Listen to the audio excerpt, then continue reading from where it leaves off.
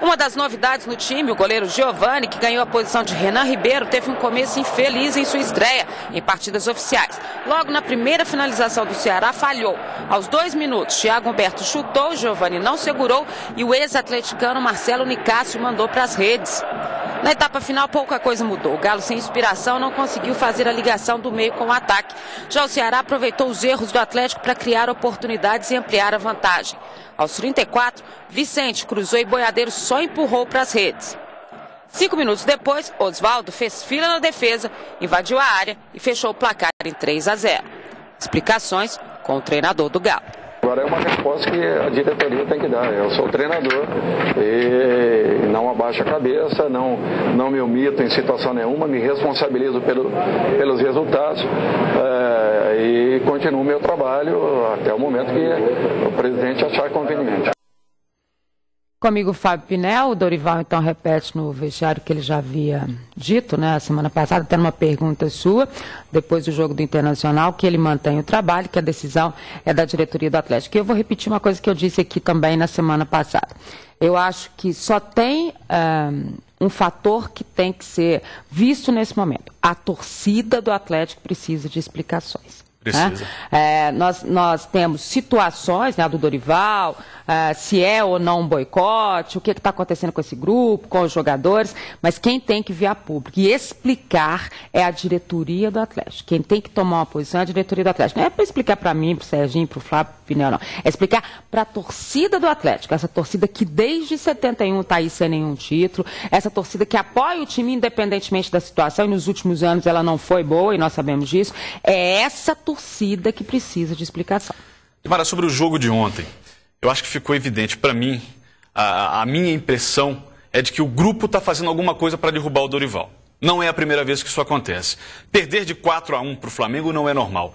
4-0 para o Inter na rodada seguinte, menos ainda. E 3-0 para o Ceará é mais anormal do que nunca. E, aliás, é a maior derrota do Atlético na história do confronto para o Ceará. Assim como os 4-0 contra o Inter também foi a maior derrota para o time colorado. Não está certo isso. Tem alguma coisa errada e a minha impressão, eu repito, é de que o time está fazendo alguma coisa contra o treinador, que tem sua parcela de culpa. Eu não vou isentá-lo totalmente. Gosto do trabalho do Dorival, mas não está funcionando direito. Agora, a culpa ontem é do Dorival? Um pouco. Dos jogadores? Principalmente deles. Mas vem lá de cima. Começa na diretoria. Ou você vai dizer que essa diretoria montou o time que o Dorival Júnior queria, de uma forma geral. Alguns jogadores ele pode ter avalizado, mas você vai me dizer que o Dorival Júnior chegou pro Calil e pro Maluf. Olha, tem o Toró, ele está 6 meses sem jogar, mas é um bom jogador, foi afastado ali do Flamengo, mas eu quero ele. Chegou pro Maluf e falou assim, olha, Marquinhos Cambalhota é a sensação do futebol japonês. Eu quero o Marquinhos Cambalhota. Eu preciso do Marquinhos Cambalhota na equipe do Atlético. Não fez isso. Agora, a quem interessa trazer jogadores como esse para o Atlético? Né? Será que são favores feitos para empresários? Porque isso acontece. Jogadores que chegam que não. O Luiz Eduardo, zagueiro, até hoje não estreou na equipe do Atlético. Está lá treinando. Não aparece, a gente não tem disso. O Fábio Costa, que não é aproveitado, está recebendo aí 100, 200 mil reais por mês. E não joga. E nada é feito. Agora, a culpa começa lá em cima. E o torcedor do Atlético não merece uma situação como essa. E é o torcedor do Atlético que tem que dar a resposta para a diretoria. E ele tem esse poder, Dimara. Talvez ele não saiba, mas ele pode sim modificar esse panorama. Agora, é óbvio que nada disso, né? Ou mesmo os questionamentos se foi esse que Dorival pediu, se foi aquilo, se foi isso. Nada isenta também a responsabilidade dos jogadores. Claro que não. E nada isenta a diretoria de ter que ir lá exigir um comportamento, uma história. Quando o Calil disse que quando o Ricardinho foi embora, os meninos foram embora, que ele estava tirando tudo que estava de errado dentro do Atlético. Será que tirou tudo mesmo? Não, certamente não tirou. Será ele tentou, continua essa história? Tentou tapar o sol com a peneira, porque você não pode mandar embora, de repente, 5, 6 jogadores. Quer dizer, poderia, né? Deveria ter mandado. Mas, para não causar um impacto maior, não fez isso, por algum motivo. Ficaram alguns jogadores no elenco ainda que servem de exemplo negativo. Eu acredito muito que o Atlético está passando por esse problema de novo. A gente, é óbvio, para você citar nomes ou ter uma história assim, você tem que ter respaldo e tem que ter. Mas Isso quem tem que fazer é a diretoria, não somos nós. Aqui nos cabe ao Serginho, ao Flávio, ao Pinel, eu, cobrar que a diretoria dê uma resposta para todo mundo. E você viu quantas perguntas a gente tem, né? Vai ter muito mais no decorrer do programa, a gente vai voltar nesse assunto, vai falar muito mais, porque a gente sabe que a torcida do Atlético não merece essa situação.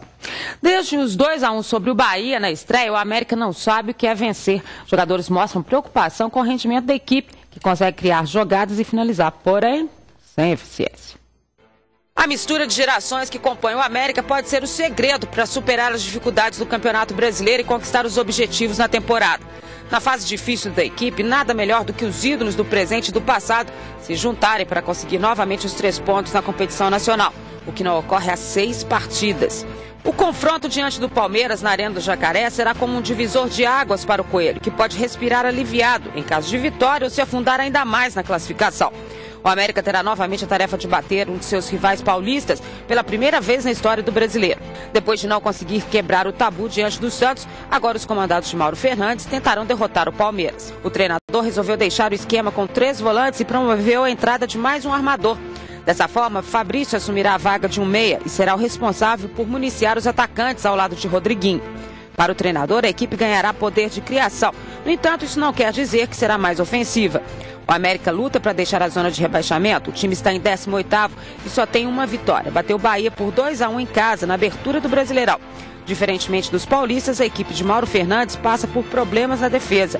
O time já sofreu 15 gols e tem a 2ª pior zaga da competição.